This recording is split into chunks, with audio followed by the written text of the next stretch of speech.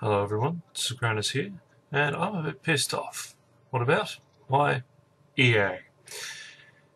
Now, lots of people have had a bit of a whinge about EA in the past, and guess what? I'm going to join that little party, because, well, they've been bugging me for a while now, and so I am going to have a little bit of a whinge. So let's go back to the beginning. When I was a kid, and this is back in the 90s of course, I grew up with such games as Dungeon Keeper, Theme Hospital, Little Big Adventure, and Syndicate Wars. These games were fun, exciting, and often innovative. And of course, you had the popular series, and then a little bit later on, the black and white games as well, which were very innovative and very, very entertaining. Games that I still play through over and over again to this day. And all of these games have one thing in common. They were published by Electronic Arts, or EA. As such, when I was young, seeing that so 80s around kind of a square, circle, and triangle, I was genuinely excited. I'd get worked up and really happy. This was going to be something fun and exciting. I was really going to be in for a treat. But then as the turn of the century came about, things began to change, and they actually seemed to happen in tandem with the change of logo from the three shapes to the well-known now, EA in the circle. And EA seems to begin to go down the safe path of reiterative publications of formulas they know work. Now, I'm not saying that by that itself that is a bad thing. Doing what you know works is a good thing to do. It's common sense. It's good business practice. But they did this at the cost of innovation and excitement, of taking risks with development. They started to avoid taking risks of actually trying something new. And so they found what worked and they kept doing it. And so it turned into basically the gaming equivalent almost of clickbait articles on news feeds. The games that are published by EA seem to serve only to get you in, and once EA have your money, the game has served its purpose. That's it. This little rant of mine has, of course, been brought on by one of the things that frustrates me most about EA. And as you might be aware, they recently announced yet another expansion for Sims 4. Now, I'm going to give you all of the prices in Australian dollars, because I'm obviously from Australia, and I'm going to be basing off the prices on EA Origin, no other storefront. And this new expansion, Get Together, is going to cost $49.99. Here in Australia. So that's basically $50. And that pisses me off for just so many reasons. Firstly, like the other expansions for Sims 4, it is basically adding back into the franchise things that were already there in the previous iterations of games. This is one of my biggest bugbears with Sims 4, is that it was so stripped down and basic, even though the previous games had all of this content. Now, I understand taking out a lot of the expansion packs and things and bringing them back, or just leaving them out for good and waiting for Sims 5 or whatever. That's fine. But it's when they were stripping out things that were in the vanilla copies of the old games, pools, toddlers, all of that was stripped out. And they gave reasons, but ultimately it was hard to believe any of them, because you knew that there was going to be an endless tide of DLC coming along after that. And yes, there are things that The Sims 4 does better than its predecessors. It's smoother, it has a cleaner, crisper aesthetic, and it's actually quite a good looking game. And you've lost those massive loading times with a bugbear of Sims 3. Ultimately though, if you have a look at the actual write-up about the new expansion Get Together, which is coming in November, for Sims 4, what you really get is this. You get a new town. Big whoop. You get new Sims with that town. They actually make that a separate point, even though really it's kind of expected. And as always, you get new interactions and animations, which is not actually that impressive when you consider that the big one they're sort of touting is that you can be a DJ, which, it's been there before. Sims has had DJs before. It's not a big wow factor. And weirdly, you get the ability to woohoo in bushes, which, let's be honest, is just a new animation applying the same buffs as before, and some new clothes and hairstyles and whatever. But that's $50, 50 Australian dollars, so it'll be a bit different in other parts of the world, but 50 Australian dollars for that. And that's not taking into account the fact that you already have to have the base game, which when it's not on sale from Origin is $79.99, $80 essentially.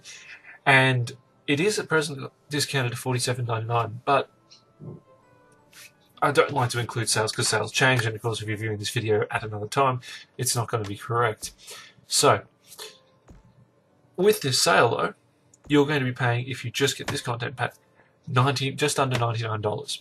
If you ignore the sales, and if you want to get all of the Sims 4 content, so that's the base game plus 2 expansion packs, 2 stuff packs, a game pack, and the digital deluxe upgrade, you're going to be set back $254.93.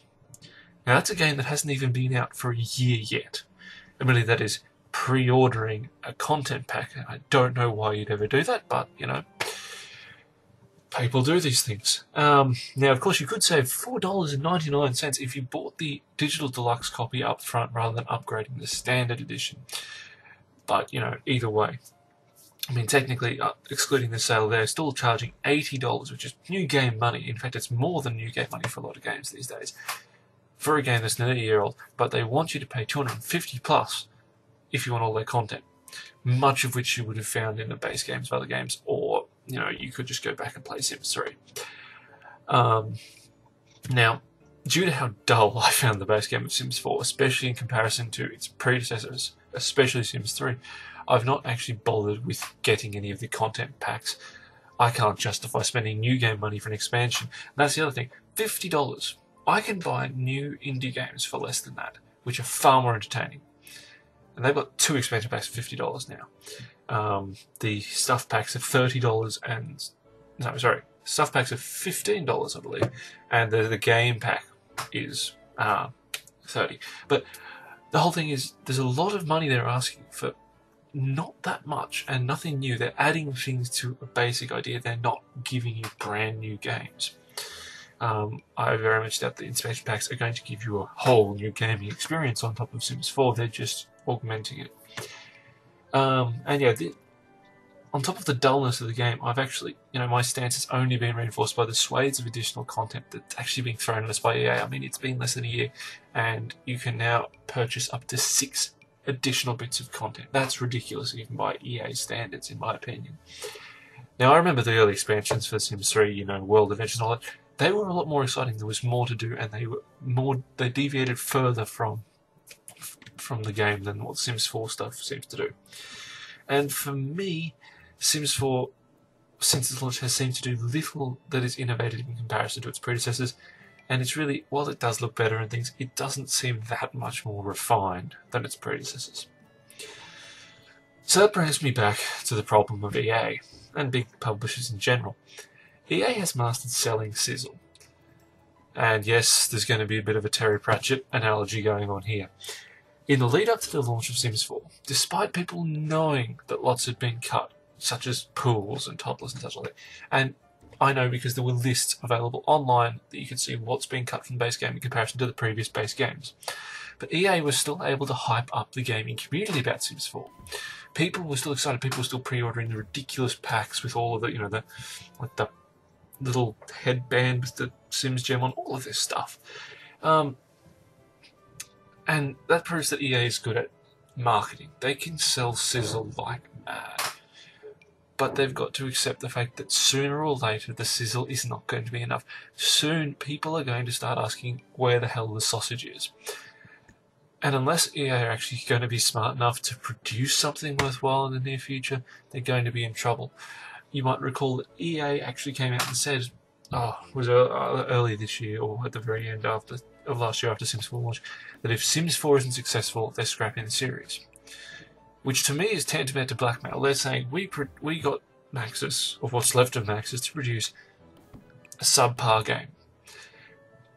It's then backfired on us because people are less interested, because it is less than what it should have been. But if you lot don't buy it, we won't do it. We won't try to make another game.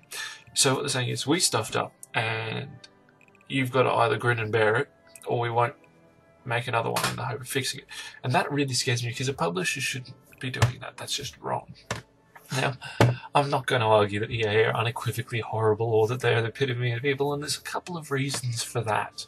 Firstly, there are plenty of other big publishers who would be happy to take that title, and in fact some that I believe probably do. At least EA has a storefront that works and has had discounts for quite some time. I don't mind Origin, other than its overlay, which interferes with a lot of my recordings, to the point where Sims 4 was one of the only games I could get to record to go in the background of this. And secondly, EA still does, on the odd occasion, bring out good games. Criterion Studios, for example, tend to hit the nail on the head every time, and they work with EA. Burnout Paradise is my sort of prime example. It is a bit old now, but Burnout Paradise is still a damn good game. It's so pure in concept and so much fun. And let's be honest, Need for Speed since Burnout Paradise have often had Criterion working with them, in the vague hope, I think, that it will gather some of that magic, which is a bit of a shame, and hopefully we'll see with the new Need for Speed a return to form, because ultimately those series shouldn't be sort of swapping over in style. They used to be clearly different series, Burnout being absolutely ridiculous, Need for Speed being fast and furious for gamers. And of course, more recently, BioWare have proven that they can still produce excellent games despite whatever shackles their evil overlords at EA have put on them. That being said, Inquisition, at least for me, wasn't the shining paragon of the perfect RPG gaming experience that some seem to claim it can be. It was good, and I really did enjoy my playthrough. It had a great story, much better gameplay than its predecessors. It was much better looking and very interesting, and the music was just amazing, thanks to the change in composer. But despite that, and despite the huge talk that BioWare and EA did about how replayable Inquisition was, I'm not probably ever going to replay it, or at least not in the next year or two. I might replay it, a couple of years down the line when I've forgotten whatever happened. And that's because despite all of the choices you can make, there weren't enough to justify doing another 90+ hour gameplay through Thetis. And that's a shame, because they really did push the idea of replayability. So once again, it's marketing the wrong way. There were better things they could have marketed, because it is a fantastic world with fantastic characters, fantastic story, all of this. But replayability, no. I think there are other RPGs that are far more replayable. Neverwinter Nights 2, any of the Witchers, especially 2 and 3. And actually the Mass Effect series is far more replayable, because I think there is the issue of, and I'm going to talk about this at greater length at another time, the issue that, yes, it's got replayability, but it's 90+ hours long. Now, if all you do is game, which I don't, and which, let's be honest, a lot of people don't just game. They have to, have a life, they have to do other things. 90+ hours, if you do that twice, that's a lot of time, and there aren't that many choices in the game to justify it. And I think that's why Mass Effect, for me, is a much more replayable game, because they're shorter, and they're more to the point, and they're great. But that said, again, I'm actually uneasy about the next installment of Mass Effect as well, for a variety of reasons. And I'm actually going to do a whole video on my thoughts on Mass Effect either next week or the week after, probably. And only time's going to tell for me if BioWare is actually going to have what it takes anymore, because they are starting to sort of, like, Inquisition did make me feel like there was a bit more of an EA hands-on thing there. The Dragon Age 2 has probably been more of that. But yeah, we're going to see if BioWare still has what it takes, and whether Andromeda will be a typical EA cash-in, copying what has made other games successful. Because you've got to think, some of the new things to the Mass Effect series that Andromeda is offering, we have seen before elsewhere. Andromeda is going to be doing things that are new for the series, but whether they're so different from what other games are doing is another question. I want it to be good, but EA's told me to be quite cautious. Now, my biggest fear, which has been vocalised by others, such as Jim Sterling in particular, is that EA will continue to push developers in specific directions to make things that they think are going to work and what they want. And in the resultant fiasco from that, like the recent sacking of a very large amount of maxes due to the failure of the most recent SimCity, we're going to see venerable and often great development studios shutting down purely because EA didn't get their moolah. EA didn't see the sales they wanted, so everyone else had started, regardless of whether the game ended up being good or not. The problem with SimCity is it had catastrophic launch. And in many ways, it seems that was thanks to EA pushing for this always online multiplayer stuff, which has never been what SimCity was about. And so people were uneasy. And when the servers didn't work well, that's just, yeah, icing on the cake, I guess. And personally, I think we do need to start to head back towards the glorious days at the end of the last century, in the late 90s, where developers could actually stand up to their publishers and help guide the way the games were perceived, promoted, etc., and decide what games should be made, rather than the way it is now. And a good example of that is actually the relationship between the Molyneux era Bullfrog and the younger braver EA, when Bullfrog was actually able to call some shots. Total Biscuit has actually covered this in much more detail than I will here. However, the big problem is that now it's about profits, not innovation, and that actually makes me very, very sad, because the gaming industry should be something that's always innovating, always creating things new and exciting, not about this year-on-year reiteration and about endless DLC that adds nothing but fluff to a game. And that's why I am such a strong supporter of indie developers and of smaller publishers like Paradox Interactive, who still seem to understand what gaming is about fun and producing a polished product and fulfills fans' expectations. I'll actually talk quite a bit more about Paradox Interactive at a later date when I talk about DLC and expanding content and things like that, because they actually utilise it in a way that I think is appropriate, or at least more appropriate than the way that other people do. So yeah, that's been my little temper tantrum about EA. If you'd like, comment below. That'd be great. Always like to get sort of an idea of what other people think. And, well, I've been Sagrannus. Please subscribe, like, share, do whatever you need to do. And I'll see you next week. Thanks again. Bye.